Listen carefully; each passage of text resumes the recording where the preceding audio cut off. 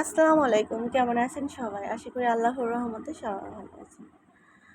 তো আমি আপনাদের মনের আপু চলে আসলাম অনেকগুলা লতি নিয়ে। এখানে ১০ কেজি পরিমাণের লতি আছে। এগুলো সব আমাদের ঘেরের পাড়ের লতি। আর লতি আমি খেতে দারুণ পছন্দ করি।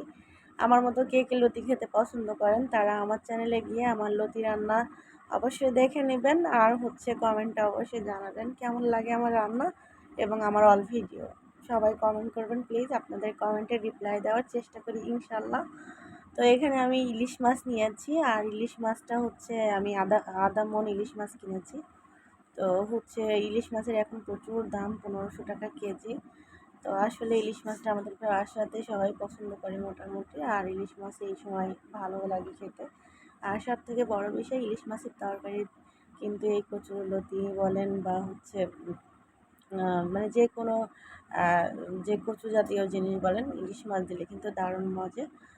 তো যাই হোক, লতি রান্নার কিছুটা অংশ আমি দেখাবো। লতিগুলো আমি কিছুটা কুটে নিয়েছি। আর এখানে আমি ইলিশ মাছটা কেটে ভালোভাবে ধুয়ে পরিষ্কার করে রান্না করতে চলে আসলাম। তো এখানে নুন আর হলুদটা আমি কাঁচা ইলিশ মাছে মাখিয়ে নেবো আগে। আর এটা আগে থেকে মাখাতে হবে, কারণ ইলিশ মাছের যে কাঁচা একটা গন্ধ থাকে সেটা কিন্তু থাকবে না যদি নুন আর হলুদটা মাখিয়ে নেন। আর এখন আমি প্যান নিয়ে নিলাম, রান্না করতে চলে আসলাম। তো প্যানে আমি পরিমাণ মতো দিয়ে দিলাম তেল, আর হলো দিয়ে দিলাম পেঁয়াজ বাটা। তো দিয়ে দিলাম আদা বাটা, রসুন বাটা। আর আমি বেশিরভাগ বাটা মশলা পছন্দ করি, কারণ বাটা মশলা আসলে স্বাদটাই অন্যরকম। আর এখানে গোটা ঝাল দিয়েছি আমি, ঝালগুলো কিন্তু একদমই ফেড়ে নেয়নি। আর এখানে দিয়ে দিলাম জিরা গুঁড়া, দিয়ে দিলাম স্বাদ মতো শুকনো ঝালের গুঁড়া। আপনারা ঝালের গুঁড়া কম বেশি দিতে পারেন। এখানে পোস্ত আর কিছুটা সরিষা বাটা দিয়ে দিলাম। তো এটা কিন্তু ভিজিয়ে রেখে পোস্ত আর সরিষা বাটাটা দিতে হবে, কারণ ইলিশ মাছের কাঁচা ঝোলটা স্বাদটা যদি পেতে চান তাহলে আমারটা ফলো করে সেম রান্না করতে হবে। আর সবথেকে বড় বিষয়, রান্নায় কিন্তু মনোযোগ না দিয়ে থাকলে কিন্তু রান্নার স্বাদ পাওয়া যায় না। তাই অবশ্যই মন দিয়ে রান্না করবেন। স্বাদ মতো দিয়ে দিলাম নুন আর হলুদ। আর মশলাটা ভালোভাবে কষাতে হবে। সামান্য পরিমাণে পানি দিয়ে কষালে মশলা কিন্তু কাঁচা গন্ধটা থাকে না। এর জন্য সামান্য পরিমাণে আমি এখানে পানি অ্যাড করে দিচ্ছি। পানিটা শুকানো অবধি কিন্তু ভালোভাবে কষিয়ে নিলাম। তো দেখুন মাশাআল্লাহ কত সুন্দর কষানো হয়েছে। আর এখন আমি দিয়ে দেবো মাছগুলো।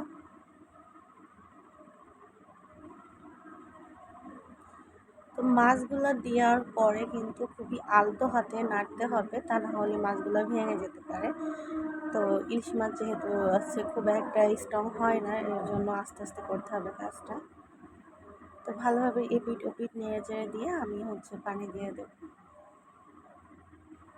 তো দেখুন মাশাআল্লাহ কষানো হয়ে গিয়েছে।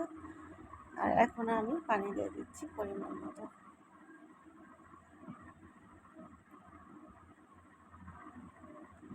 তো পানি দিয়ে কিন্তু খুব বেশি সময় রান্না করব না, ৫ থেকে ৭ মিনিট রান্না করব। ঢাকনা দিয়ে রান্না করতে হবে। তো ঢাকনাটা দিয়ে দিলাম। আর ঢাকনা দিয়েই কিন্তু রান্নাটা করলে স্মেলটা ভালো পাবেন, তাই ঢাকনা দিয়ে রান্না করবেন। তো দেখুন মাশাআল্লাহ রান্না কিন্তু প্রায় শেষের পথে। আমি একটু নাড়িয়ে দিলাম। আর এটা কিন্তু হাতটা দিয়ে আমি প্যানটা উঁচু করে নাড়তেছি, আবারও ঢেকে রান্না করছি। মাশাআল্লাহ যেরকম ঝোল রাখবেন সেরকমভাবে নামিয়ে নেবেন, কোনো ব্যাপার না। তো আমি একটু নুন চেখে দেখেছিলাম, মাশাআল্লাহ অনেক সুন্দর হয়েছে। তো কেমন লাগলো আমার ভিডিওটা অবশ্যই কমেন্ট করে জানাবেন। আর আমি আপনাদেরকে কথা দিয়েছিলাম যে আমি কচুরলতির কিছুটা অংশ দেখাবো আজকে এই ভিডিওতে। তো চলুন দেখা যাক। কচুরলতিটা আমি কিন্তু খুবই ভালোভাবে কষিয়ে নিয়েছি। আর কচুরলতিতে আমি কিন্তু বাটা মশলা ব্যবহার করেছি এবং কিছুটা কিন্তু সরিষা বাটা দিয়েছি।